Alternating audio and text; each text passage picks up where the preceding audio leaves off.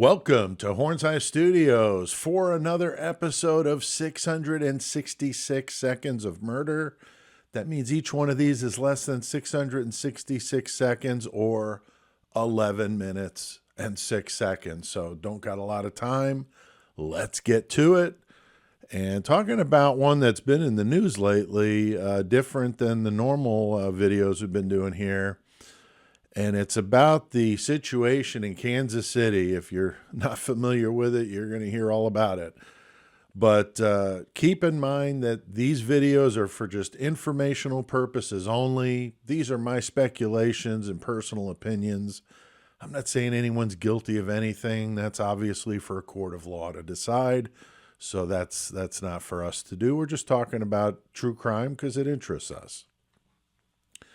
Now, I'm sure that most of you are familiar with this story about these three guys in Kansas City who passed away at a friend's house after watching the Chiefs game together. They were going around from, bar to bar, I guess, or restaurant to restaurant, not sure. But they were at multiple locations and then ended up at their friend's house. And I wasn't planning on doing a video on this one, at least not right now. But I saw there was some new information, and this case is just really interesting to me. So I wanted to share it with you. So if you're not familiar, this just happened January 7th of this year. Some friends got together to watch the game, and they ended up at the home of Jordan Willis. The original story was that Jordan went to bed after the game and saw his three friends leave. The friends were David Harrington, 37, Ricky Johnson, 38, and Clayton McGinney, 36. Jordan claims that he had no idea that his friends were no longer alive in the backyard. I mean, wow. One of the victims I had heard was found in a screened-in porch that was there, kind of sitting in an upright position. And the other two were just in the yard. And it's a pretty big yard, and there's no, patio furniture, chairs. So why they were out there is just really strange. Definitely, is a strange case. But the owner, the guy that was Jordan, the person hosting the get-together, was speaking through an attorney. So, that he believed that they froze to death out there for whatever reason. Of course, this is drawing all kinds of media attention. Seen quite a few of the creators here on YouTube doing stuff. So how would three men of that age just freeze like that? That just doesn't make a whole lot of sense. I mean, why wouldn't they just beat on the door and let, him go back in the house, or just leave in the vehicles they drove there with? That's just really, really strange. This is a fenced in yard, but they could have easily, gotten over the fence or through the fence. And this is a suburban neighborhood. They're not out in the middle of nowhere. This is a very, typical suburban looking neighborhood. The bodies were discovered when the fiance of one of the victims showed up at Jordan's house and requested that the police do a welfare check. They weren't able to reach him by phone. They were texting him, not getting any kind of response. Others had showed up at the house as well, knowing that, they all went to watch the game together. And apparently somebody broke the window of, I think it was in the basement, were calling for them, no response. And that's when the police were called. So the attorney of Jordan Willis kind of changed the story a little bit. He said that Jordan claims he fell asleep on the couch and believed that possibly his friends came back in after they left, which is weird, and played video games. When he woke up and they were gone, that just doesn't seem to make a whole lot of sense. But their keys and wallets were found on the counter or kitchen table. And that, seems weird. Why wouldn't he have noticed that for 2 days? Really, really weird. Then the police show up to do the welfare check. They knock on the door. They get Jordan pretty quickly to the door. So that was weird how he didn't respond to anybody else. He shows up at the door in a bathrobe and boxers with an empty wine glass in his hand. So looking rough. So he claimed that he had no idea that they were in the backyard for 2 days. That, was really got a lot of people wondering.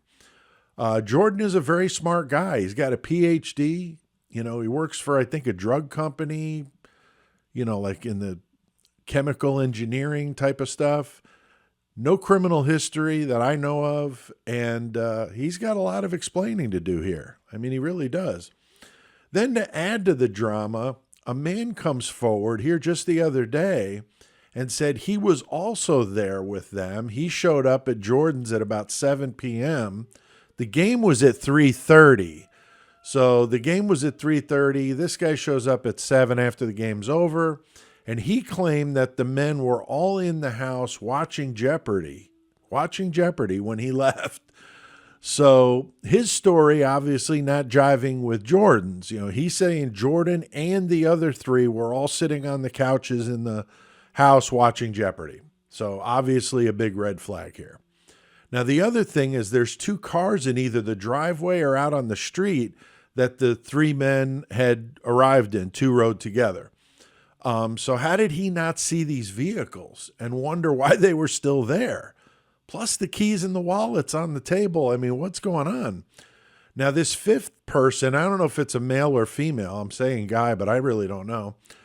Speaking through an attorney, said that he had been, contacted by friends and family of the deceased, but wasn't able to get in touch with Jordan. This also seems strange in an age where, people are pretty used to getting a hold of people quickly. 2 days of not hearing from somebody is obviously very, very odd. The 2 that survived this seemed like they weren't too concerned about it, at least from the read I got from the attorney statements. Jordan's attorney said that at first, and he left the house sporadically over those 2 days. Then how is he not seeing those vehicles out in front of his house or in his driveway? And then he changed his story and said that he didn't leave the house for 2 days. Again, big red flags, maybe flare guns going off at this point. And then later said what he meant was he had sporadically left his bedroom. Very, very suspicious here. This is just really, really crazy. Now, the police are saying 100%. I saw that in the New York Post. 100%. No foul play is suspected. They're looking at this as an accident. I'm not sure if that's just what they're telling the public and they want to wait till toxicology comes back and autopsies. But, man, no official cause of death has been released. And I sure hope they're looking at this one close. And not to mention, I'm trying to cast blame here, but Jordan's got this PhD and he's got a knowledge of chemistry, was something going on here? I mean, it just doesn't make any sense why he would do that, And this 5th guy, and Jordan, have to know more than what they're telling the police. I mean, these are able-bodied adults that just don't freeze in the backyard of somebody's house randomly like that. Just doesn't pass the smell test. Now, Jordan does have 2 dogs, but they were at his father's home for some reason. So that seems a little strange. I'm not sure why. Maybe they don't get along with people at the house. I don't know. And then to add to the drama, Jordan moves out of this rental house a week after this happened, loads up a U-Haul and takes off.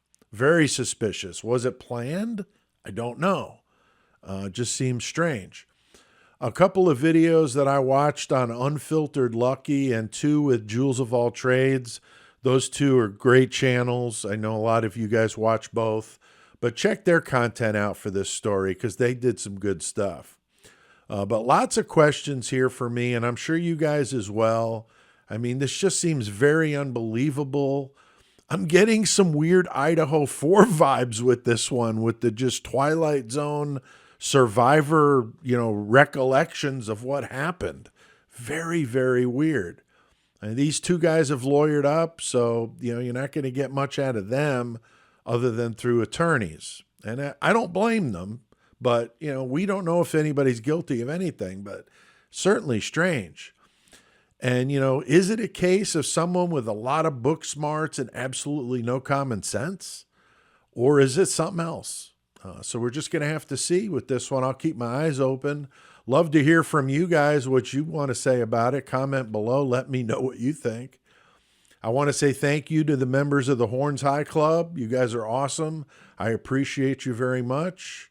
And I appreciate all you guys for watching these 666 seconds of murder. I'll see you next time.